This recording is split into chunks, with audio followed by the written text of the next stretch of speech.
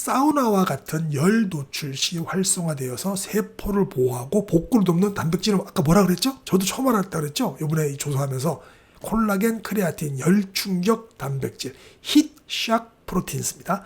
그 다음에 엔돌핀. 안녕하세요. 네, 건강을 스케치하는 건강 스케치입니다. 항상 여러분의 소중한 시간을 아껴드리기 위해서 책이나 건강 정보의 핵심력만 쏙쏙 빼서 전달해드리죠. 오늘은 우리 땀 흘리면 되게 개운하고 그렇잖아요. 그래서 오늘 독소 좀 뺐네. 우리 사우나 흔히들 가셔가지고 그죠? 땀 빼면서 오늘 좀 어제 술독 좀 빠졌네 그러잖아요. 그게 진실인지 한번 알아보도록 하겠습니다.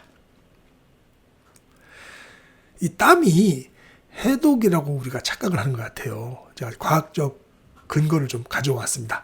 운동 후 혹은 사우나 하고 나면 땀을 보면서 독소가 빠졌다고 믿으셨죠. 근데 그 믿음 뒤에는 숨겨진 과학적 진실을 좀 파헤쳐 보도록 하겠습니다.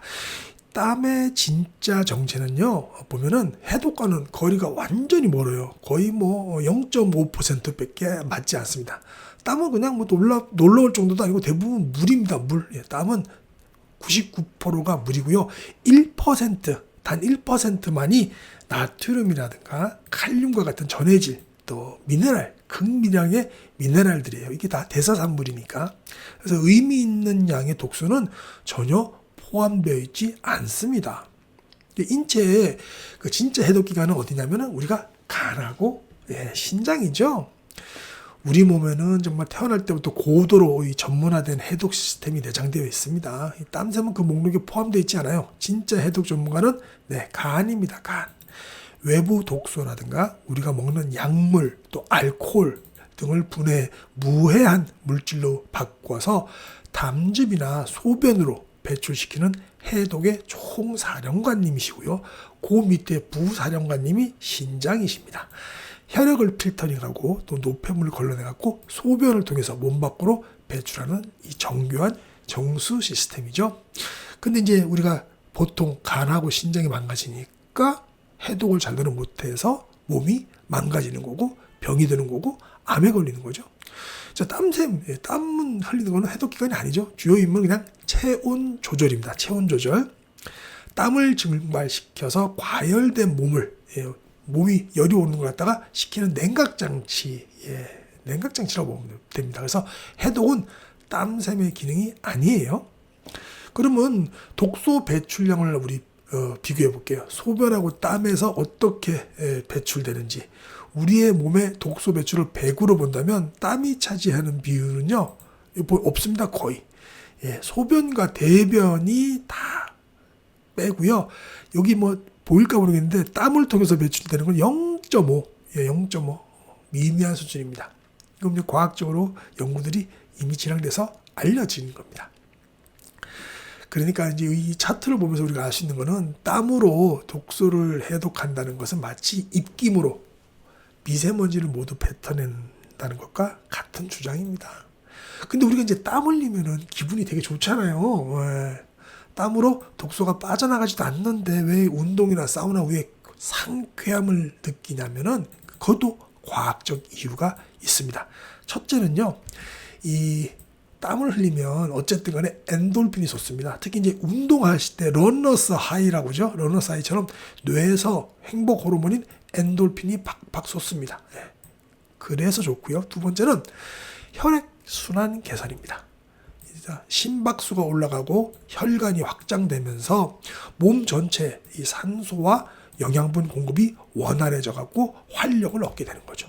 자, 세 번째는요, 열 충격 단백질. 저도 처음 봤는데요, 이런 게 있다네요. 이 사우나 등 열에 노출될 때 활성화되는 이 단백질, 이게 열 충격 단백질이라고 합니다. 얘가 세포를 보호하고 회복을 도와서 몸이 정화되는 느낌을 준답니다. 저도 이번에 조사하면서 처음 알았거든요. 열 충격 단백질이라는 게 있네요. 그러니까 우리가 사우나에서 열 내는 것도 건강에 도움이 되는 거라고 보여지네요. 근데 과도한 땀을 흘리면 안 되죠. 특히 제가 가끔씩 말씀드리지만 사우나 고령인 분들은 위험하죠. 저는 직접 사우나에서 실려서 나가시는 분을 봤어요. 고령이신 분이 사우나에서. 특히 우리나라는 좀 덜한데 일본 같은 경우는 그 사우나 문화가 발달됐고 또 아보도오루 교수님께서 사우나 하면 좋다고 이렇게 많이 써가지고 그죠? 연세 드신 분이 많이 사우나에서 쓰러지신 분이 일본 같은 경우는 많다고 알고 있어요. 우리나라는 그래도 그렇게 뭐 안 하는데 어쨌든 간에 너무 과도한 사우나는 연세 드신 분은 위험합니다. 그죠? 자, 그리고 이 과도한 땀에 숨겨진 위험인데요. 이 해독이라는 잘못된 믿음으로 땀을 무리하게 빼는 것은 오히려 건강을 해칠 수 있습니다. 첫 번째는 뭐 당연한 거지만요. 탈수 및 전해질 불균형을 가져옵니다. 수분 보충, 게다가 또 소금 보충, 나트륨 보충 없이 땀만 계속 흘리면 어떻게 되죠? 어지럽고 두통을 유발하고요. 저나트륨 혈증까지 또 열사병의 위험이 커집니다. 물하고 소금은 꼭 챙겨 드셔야 되겠죠? 그 다음에 이게 오히려 간하고 신장 기능을 손상시킬 수 있답니다.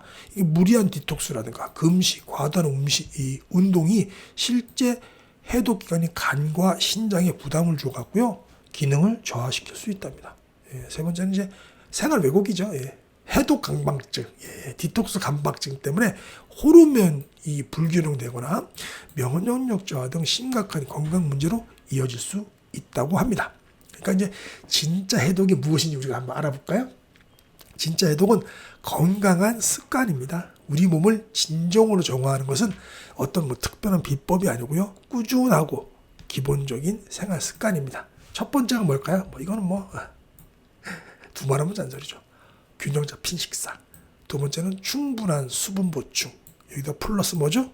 소금. 소금이 꼭 들어가야 되죠, 그죠? 그 다음에 세 번째는 질 좋은 수면. 네 번째는 가벼운 운동. 너무 격한 운동은 우리 시니어에게 좋지 않죠? 그러니까 앞으로 땀을 흘릴 때 이건 해독이다가 아니고 이건 내 몸을 돌보는 과정이다. 라고 생각해 주시면 참 좋아요.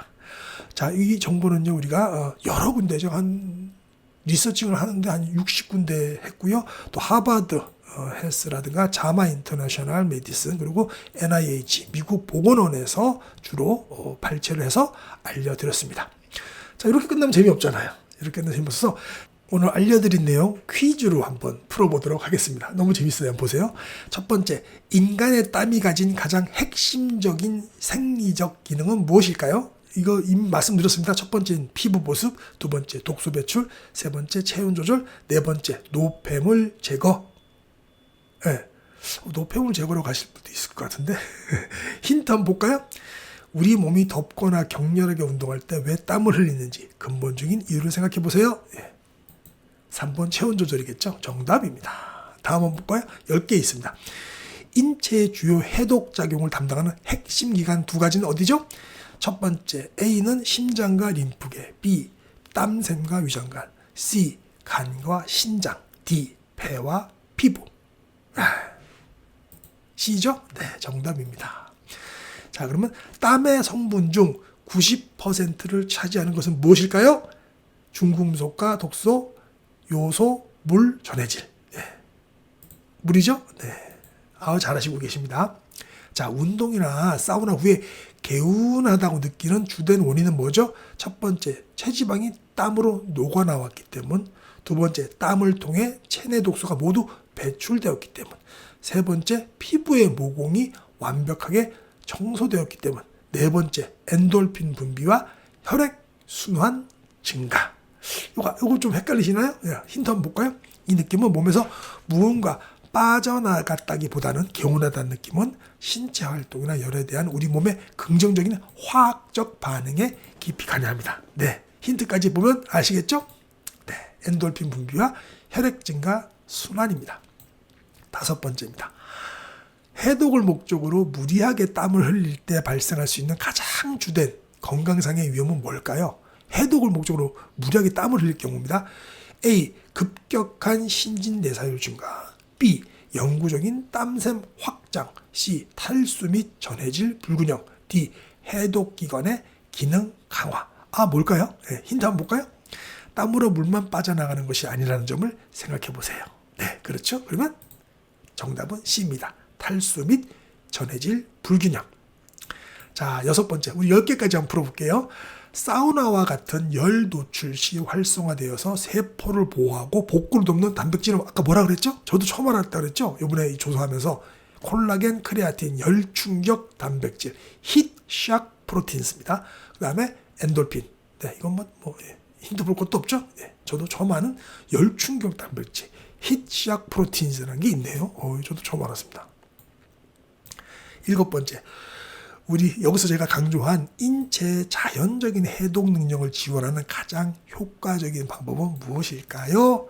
A. 균형 잡힌 식단, 충분한 수분 섭취, 양질의 수면. B. 매일 고강도 운동으로 최대한 땀 흘리기. C. 고가의 해독 보충제 복용. D. 주기적인 단식과 해독 주스 섭취. 요거랑은 좀 헷갈릴 것 같은데요, 그죠? 힌트 볼까요? 보실 필요도 없지만. 네. 근데 B나 C보단 D도 그렇죠. 주기적인 단식과 해독 주스 섭취도 꽤 괜찮은 방법으로 우리가 알고 있죠. 네. 자, 8번째입니다. 뇌에서 독성 단백질을 제거하는 글림프 시스템은 주로 언제 가장 활발하게 작동하나요? 이건 제가 보고서에 있었는데 여러분들에게 말씀 안 드리고 너무 복잡할 것 같아서. 네. 첫 번째, 격렬한 운동 중. 두 번째, 음식물을 섭취하고 소화하는 동안. 세 번째, 정신적으로 집중할 때. 네 번째, 깊은 수면 중일 때. 예, 이건 힌트 한번 볼까요? 뇌의 대청소는 우리 몸이 가장 깊은 휴식 상태에 있을 때 합니다. 뭘까요? 네. D죠. 그죠? 뇌에서 독성 단백질을 제거하는 이 글림프 시스템은 우리가 깊은 수면, 잘 주무실 때 해당됩니다. 그러니까 잘 먹고 잘 싸고 잘 자야 됩니다. 그것밖에 없어요. 사실 건강, 그죠? 자, 이제 2개 남았습니다. 인체의 해독 시스템에서 피부의 역할에 대한 가장 정확한 설명은 무엇일까요? 인체의 해독 시스템의 피부입니다. A. 체내에 축적된 중금속을 배출하는 주요 통로. B. 외부 유해 물질로부터 몸을 보호하는 장벽이자 매우 미미한 배설 경로. C. 간과 신장을 보조하는 제3의 핵심 해독기관. D. 수용성 독소를 선택적으로 걸러내서 땀으로 배출하는 필터. 이게 뭘까요? 힌트 볼까요? 피부에 주된 임무는 외부로부터 우리 몸을 지키는 겁니다. 그죠? 네. B번이 되겠죠. 네, 10번째는 사실 제가 알려드린 게 아니라서 이건 그냥 패스하도록 하겠습니다. 자, 오늘의 결론은 뭔가요? 진짜 해독은요, 건강한 습관에 있습니다. 균형 잡힌 식사, 충분한 수분과 소금 섭취, 질 좋은 수면, 가벼운 운동입니다.